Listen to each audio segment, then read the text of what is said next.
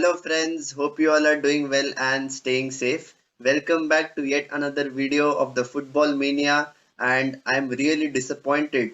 Not disappointed because of the fact that Arsenal blew away a 1-0 lead. I'm disappointed because of the fact that Arsenal did not show any fight or passion to win the match, especially playing against a team like Crystal Palace. Yes, my friends, we saw the same old Arsenal come back to haunt themselves. It was a very big shame. It was a sellout crowd at the Emirates. It was the perfect opportunity to, make amends, and they blew it.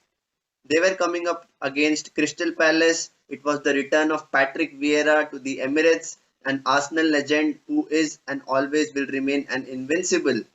And Mikel Arteta going into this match was quite upbeat and confident about the performance of his players. And I was guessing that he would choose the same lineup which started against Tottenham except Granit Xhaka. And it was very surprising that he did not include Sambi Lokonga in the playing 11, especially when Xhaka is injured, because there is nobody to complement Thomas Partey in the middle of the park. This was the main reason I was always skeptical about Arteta as the manager of this football club, and till the time his tenure is there in this club, I'll always remain critical of his decisions. And yet again, we saw a team which, after taking a lead in the first half, in the 8th minute, Aubameyang had a very crucial role to play. It was a very, good shot which he took from a very tight angle, and his anticipation is exceptional. And once Arsenal takes the lead, everyone is expecting Arsenal to dominate a game of football, especially at the Emirates. And that's exactly what we didn't see. We saw a team which was, suddenly putting the handbrake on and giving all the control to the opposition. And Crystal Palace, we all know the type of quality that they have. They have a very potent front three in the form of Eduard, Christian Benteke, and Jordan Ayew. And in their midfield, we have a very good quality player from England called Gallagher, and he was also commanding the entire middle of the pitch. You are seeing a team which is suddenly looking transformed in Crystal Palace, and Arsenal is a team who have entirely capitulated after 10 minutes in the first half. It was really, really disappointing to see how Arsenal were, going into their shell and not playing expansive football. Bukayo Saka, Emil Smith-Rowe, and Martin Odegaard were looking like passengers in the first half. They were looking like people who were disinterested to play football, because at times you want to see a team which is completely cohesive and is fighting for the ball and not giving away easy possession. And this is not the way Arsenal plays. Arsenal likes to dominate possession and control the entire game. But this was not to be. And Crystal Palace, kudos to them, credit to them. They played outstanding in the first half. Yes, it was disappointing not to score in the first half, and you are thinking that Arsenal has still gone into the break with a 1-0 lead. And come the second half, I'm still thinking that Mikel Arteta would, tell his team to be more proactive and take command of the ball. But what we are seeing is a team which is still lacking in confidence, and they are giving away the ball to Crystal Palace. And a goal was bound to come anytime. Yes, people may argue that Thomas Partey was injured in the build-up to Crystal Palace's goal, but Christian Benteke took a very good shot which rifled into the bottom corner, and Aaron Ramsdale had no chance. It was 1-1, and you are still thinking that, okay, Arsenal, at least now they will, step up and perform better. But nothing is happening. Sideways passing, backwards passing. Tomiyasu was looking all over the place. Gabriel and Ben White were still not able to hold up the positional play, and it was really, really difficult for Arsenal to get out of the defensive third.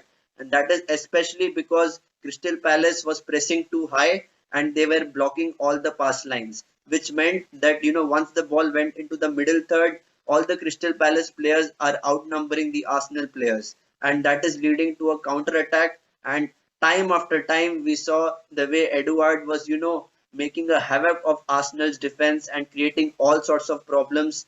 And soon, in the 73rd minute, you see Eduard, rifle a shot once again past Ramsdale, and it's 2-1. A goal was always expected to come because Arsenal never looked in the game. throughout the second half until they brought on Alex Lacazette, who is a game changer. They brought on Martinelli, they withdrew a midfielder, and once again they put on Sambi Lokonga because Bukayo Saka was injured. So you are thinking that now all four strikers are there on the pitch, and you are expecting a very dominant performance by Arsenal, especially after going 2-1 down. And the entire match was so lackluster. Once Arsenal was having possession, they never looked threatening in front of goal. The only chance in the second half, what I can remember, is Kieran Tierney hitting the crossbar. And apart from that, Arsenal were extremely fortunate in the dying stages of the match when 10 seconds are left. Alexander Lacazette scores and it is 2-2. What a big heartbreak for Patrick Vieira in his return to the Emirates. He was so buoyant and upbeat to take all 3 points, but it is once again, you have to question Mikel Arteta because of his tactics and what type of game style are you thinking from them. You are thinking that, okay, you are at home, you have the crowd support, and the 12th man will ensure that you are over the line. That's not possible. The team which is there in the pitch needs to deliver. And every time I have seen Arsenal play, they are a team which looks disjointed.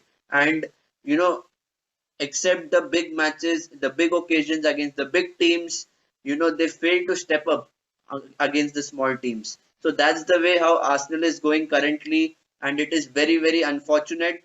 They have a game against Aston Villa in the weekend, and I still hope that Mikel Arteta, if he thinks deep and analyzes the match in entirety, he will understand that there are a lot of flaws and mistakes which he needs to work on, and the entire pattern of play needs to change. It can't be always through the middle of the pitch. It has to go through the wings because you have pacey wingers. So please ensure that you are taking the right decisions, and you're playing players in their original position.